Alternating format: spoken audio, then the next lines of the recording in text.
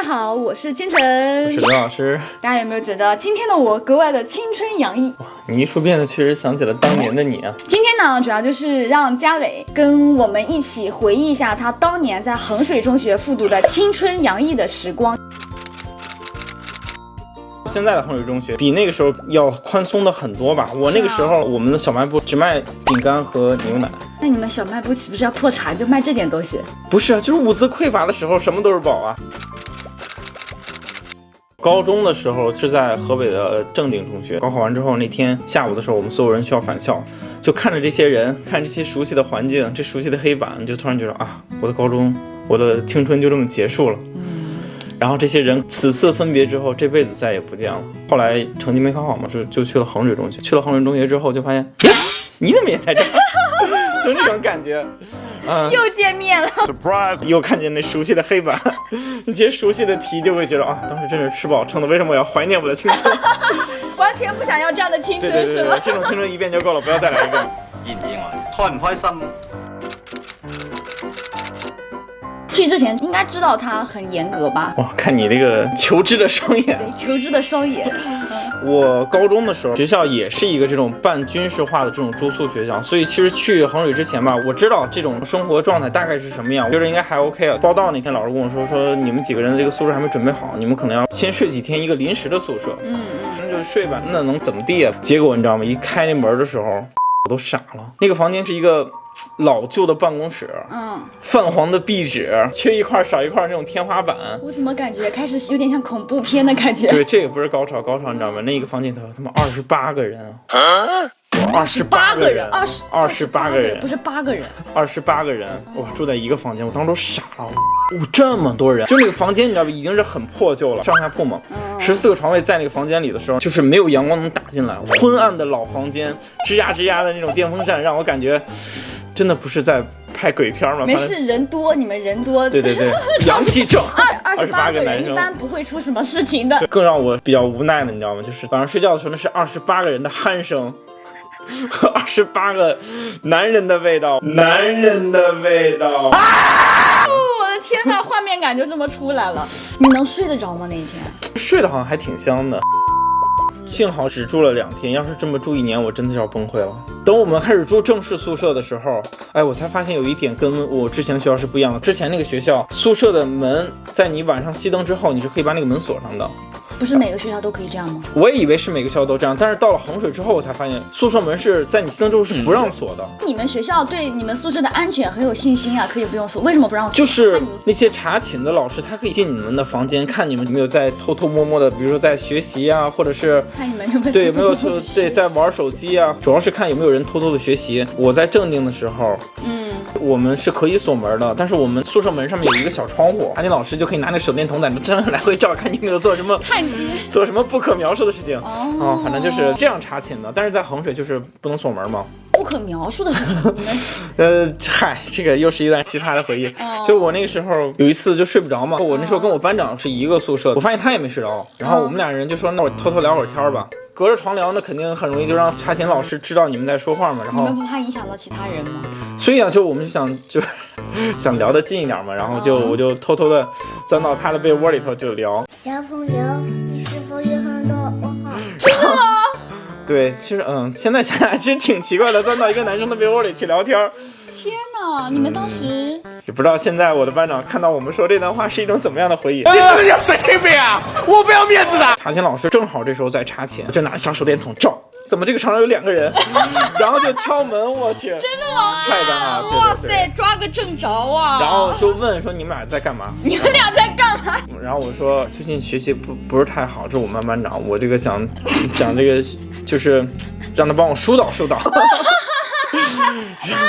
然后你真的是这么说的吗？很清纯的。然后老师说你这样不是影响其他同学吗？然后就把我们叫出去了，然后叫我们罚站。哇，这那天我们俩人就是都没有穿衣服，就穿了底裤，然后在那个楼道里罚站。哎呀天，真太尴尬了。你们当时老师没有说什么吗？老师在楼道里训斥我的时候，说了一句让我印象非常深刻的话，他说：“你们2个男生再有什么问题，也不应该钻到一个被窝里吧？”就不应该钻到一个被窝里。当时觉得这句话好像没有什么事，怎么现在一听这句话，怎么觉得怪怪的？你真的长大了。你们能习惯吗？其实还好，等正式的开始了这个学习生活之后，其实就都能明白了。学校们设这些规定，它其实真的是为了让你好好学习。大家目的一致的时候，其实这些条条框框你是都能接受的。换位思考吗？假如你在睡觉的时候，你周围真的有人他们在做一些动作的时候把你弄醒了吗？确实会影响你的休息。对，这么说好像还挺有道理。对，这么一想，是不是觉得空中的这个规定还是挺有道理的？之前在备战高考干货那视频里面不是有提到过吗？那时候我才知道，他们衡中每天的睡眠时间是够8个小时的。就是我原来一直以为他们衡中的同学就是一天都不够睡的那种，没想到他们衡中是强制他们一定会睡够8个小时。你还有这样奇怪的问题？对啊，因为我自己那个时候就是一天肯定睡够8个小时，那是我自己要求自己的。真的吗？对啊，我睡不够。OK， 没办法，以前是学渣。其实，在衡水，我觉得衡水这点非常好，就是保证学习，起码你要保证休息嘛，这是最基础的。对。而且我觉得我那时候算下来，它也不只是8个小时的，不止8个小时。对啊，你晚上你能睡7到8个小时，中午的时候你还能休息1个多小时呢。反正总体下来，我觉得睡眠是可以保证的。哇，好幸福啊，感觉。对，但是你还得保证学习时间啊，所以怎么办呢？那就只能靠压缩你醒着的时间来提高你学习的时间。衡水的时间特别有意思啊，就是我可以把时间表打在这个位置。当时我看那个我都惊呆了。正常的学校，比如说都是整点上课、整点下课，比如说什么10分啊、5分这种时间上课，但是衡中就以分钟为单位。比如说我们晚自习的下课时间是9点58，你看是个8，是因为8这个数字吉利，怎么感觉跟结婚凑数字一样？但是这我倒不知道。我掐指一算，我们熄灯是10点08，你看这么算下来，其实我们下晚自习到必须上床是只有10分钟。妈呀！但是你觉得10分钟短是吧？那一下不好意思，惊讶到了。但是10分钟你觉得短是吧？但是不，其实10分钟也很长。然后我们老师就会说10分钟，你下晚自习，你走回宿舍，你洗漱，你需要10分钟吗？你不需要。所以我在这里提倡大家不要9点58下课了，咱们10点下课。大家有不同意的吗？我唔怕死行前一步啊！然后那老师说了，大家都非常同意嘛，那就10点下课吧。然后这个时候隔壁班就会说，那个班他们同学们达成一致10点下课，那咱们班不能比他们弱啊，咱们班10点02下课。奇怪的攀比心。对，又是一个奇怪的攀比心。最后这么推下来，后来说几乎每个班都是10点03下课，然后10点08熄灯，也就是只有5分钟。你觉得5分钟短是吧？你们不，还有更短的，那些学霸们他们。在这个基础上，他们还要压缩时间，他们最后能做到10点05下课，10点08就躺在了床上。他们能刷牙？不是，我想想啊，从教室到宿舍，然后不是你这刷牙、洗脸、洗澡、换衣服、上床，你3分钟。我这么给你算一算，这样吧，你看我们教学楼到宿舍大概是200米的距离，你过去大概多长时间？跑一下大概。跑的话不跑的话几十秒吧。跑到宿舍你上楼，然后你洗漱嘛，哇，洗漱那个太有意思了。不知道这个会不会败坏名声啊？就是我们是不刷牙的，我们是漱口。就那时候也不洗澡啊，一会儿再说不洗澡这个事。不洗澡这个事又是一个传奇的经历。漱口、洗脸、洗脚嘛，就这3项嘛。你漱口倒一杯水，呼噜哗就吐，这不是漱完口吗？这个几秒钟嘛。然后洗脸的时候这么着接完水嘛，接完水之后呼了一把，又是几秒钟。洗脚就是把那个脚就翘上，然后这个不方的。没事可以。对，露腿粗。露腿粗。是那个洗脚，然后就是把那个脚翘到那个水池子上，然后这个脚翘完了，这个脚翘，这有10几秒钟完成。其实你算一算，所谓的洗漱时间啊，也就是几十秒。我今天晚上要去试一下，几十秒可不可以完成这一整套流程？大家试一下。这么着，你回了宿舍，你还有1分多钟呢。还有1分多钟？对啊，比如你要换衣服、换一个内裤啊，或者怎么样呢，这个时间也是够的。所以其实我跟你说，我在衡水的时候，我真的是学到了一个道理：一个人他在讲究效率的时候，那个时间真的是能压缩到你想象不到。我就想问你们，只漱口，然后也不洗澡，不味吗？不臭吗？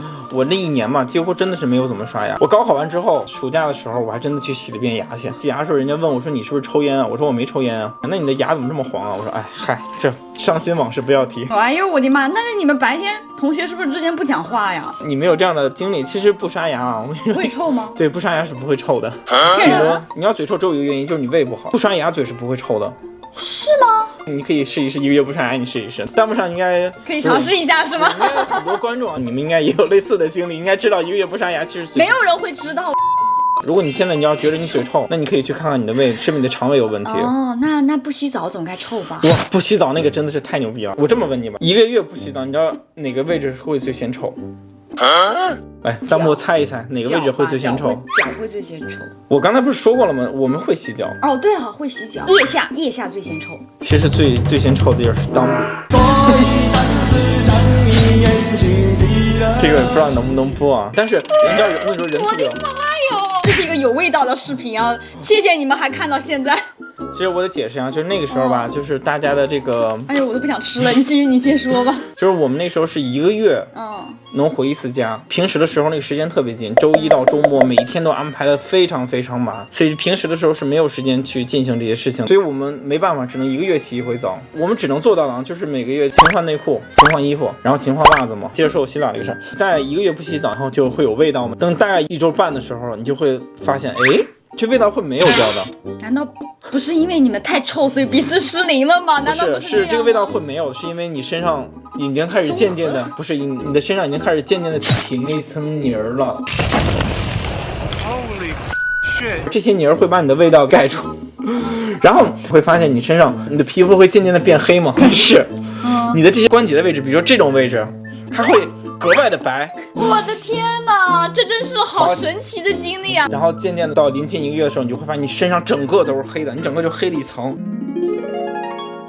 包括你的关节什么都是黑的，但你身上已经没有味道了。如果说你哪儿都不洗的话，你让人感觉就是你是一个皮肤黑的人嘛，就是倒还好。关键是吧，你平时还洗脸，然后你就知道你的脸是白的，你的脖子从这块儿之下全是黑的，全是黑的，你的胳膊也是黑的，我的天，那个感觉。就我家的洗手间瓷砖是白的，然后就回家之后，你知道北方人喜欢搓泥嘛，然后就拿那个搓泥就开始搓啊搓，然后你知道真的是能搓满满一地的那个脏东西，那个白瓷砖你知道都能铺成满满的一地，都是变成黑的。我的印象太深刻了，就是那时候可惜没有手机，有手机真的应该拍一张。哎呀，太恶心！我的天哪，太恶心了也！这不要脸！你们不是就真的没有同学爱干净，就他去洗吗？他去洗澡吗？是这样的，就是我们是没有一个专门的澡堂的这么一个房间的。我们那个洗漱间特别有意思，这么一个洗漱间，这边是门嘛，门之后这一排都是洗手池子，就是我们洗手和把脚放进那个池子，然后对面就有那么几个淋浴头，就在这放着。那你怎么洗澡？就这么洗啊？那可以吧？你洗澡反正就是大家都会看着。这边有镜子吗？对，对，这是有镜子的。那不就是在线洗澡吗？那你不是？那你在这洗澡不全都映到对面的镜子上了？对，而且我的天，这什么奇葩设计？而且冬天确实就能不洗就不洗了嘛，反正各种原因夹杂在一起吧，你就没法洗澡。我觉得自己快要窒息了。对，这个时候我得说一下，就是当时我是在衡水的东校区，那时候所有设施还没有建齐呢，我们所有的复读同学和大部分的应届高三都在那个校区生活学习。现在给你们讲述的那个生活环境是非常的艰苦，但是现在好很多了。我的学弟学妹们说，现在每一个寝室里头都有自己的卫生间了。说累了，感觉说了这么久，到现在还没有开始说到学习，你们是怎么学习的？现在说些什么吃喝拉撒的事情？我感觉就是那段记忆太深刻了，有好多有意思的事情，比如我们的同学啊，我们导师啊，我们班主任真的是一个非常传奇的一个人物。那这样子吧，就是如果大家还想看就是关于这个话题的刘老师的一些经历啊，那些有意思的事情，就大家在弹幕上扣1好吗？如果想看，我们就再出一集。我感觉他现在整个人都那种挥斥方遒的感觉。不行，我觉得这个视频播出去之后，我直接就没人关注了。为什么？行，你想讲到洗澡啊，这太恶心了啊！没有，那是过去嘛，对吧？现在爱干净就可以了。那今天的视频就先到这里，看大家的反馈，如果大家喜欢的话，我们就再出下一个视频。好啦，那就拜拜，拜拜。当年刚上大学，我认识嘉伟，他跟我说他是衡中的时候，我真的一点都不相信。为啥？因为当时在小小的我的心目当中，衡水中学的同学应该就是那种很成熟稳重，做遍了世间所有的题，然后就很淡定很超然，肯定不是像你当年那么抖逼的那个样子。你直接说书呆子不就得了吗？不是，成熟稳重跟书呆子可不一样，好吧？就是你的形象完全不符。哎，别人都是人造革，你真的屁。如果让你用一个字来形容衡水，你会怎么形容？你的母校？牛逼呗，那肯定是牛逼啊！一个字，那牛呗，那是一个词，那不能说逼吧？那如果是那牛呗，牛。对，那如果有4个字呢？超级牛逼吧！小母牛坐火箭，牛逼带闪电。如果大家喜欢这个视频的话，求赞、求投币、求收藏，不要忘了关注哟。